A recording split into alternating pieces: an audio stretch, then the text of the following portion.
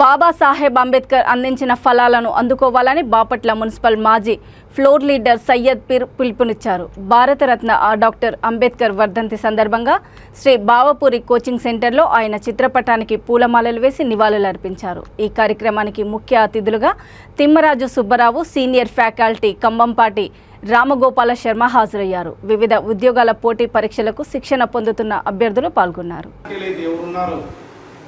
వాళ్ళకి రాష్ట్ర ప్రభుత్వం రానున్న రోజుల్లో మరి ఎన్నో ఉద్యోగ అవకాశాలు కల్పించబోతున్నారు. ఈ ఉద్యోగ అవకాశాల్లో వాళ్ళకి ఫ్రీగా మరి కోచింగ్ ఇవ్వడానికి విజయవాడ భవానీపురంలో మరి కోచింగ్ సెంటర్లు ఏర్పాటు చేయడం జరిగింది.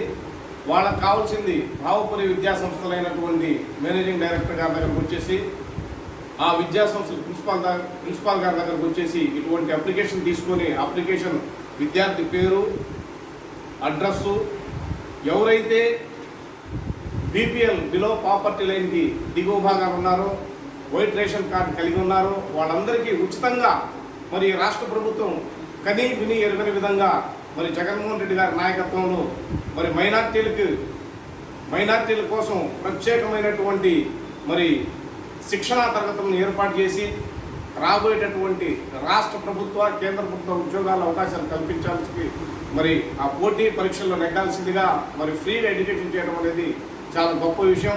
ఇదే విధంగా రానున్న రోజుల్లో మరి మైనార్టీ విద్యార్థులు, ముఖ్యంగా ఈ ముస్లిం మైనార్టీలు కానివ్వండి, క్రిస్టియన్ మైనార్టీలు కానివ్వండి, జైనులు కానివ్వండి, బౌద్ధులు కానివ్వండి, మరి అదేవిధంగా పర్షియన్స్ కానివ్వండి, ఎవరైతే మైనార్టీ విద్యార్థులు ఉన్నారో వాళ్ళందరూ కలిసి మరి రాష్ట్ర ప్రభుత్వం అందించినటువంటి ఒక చక్కటి సదవకాశాన్ని వినియోగించుకొని రానున్న రోజుల్లో కేంద్ర రాష్ట్ర ప్రభుత్వాల్లో వచ్చేటటువంటి ఉద్యోగాల్లో భర్తీ అవ్వాల్సిందిగా మీ అందరినీ మనస్ఫూర్తి కోరుకుంటాను.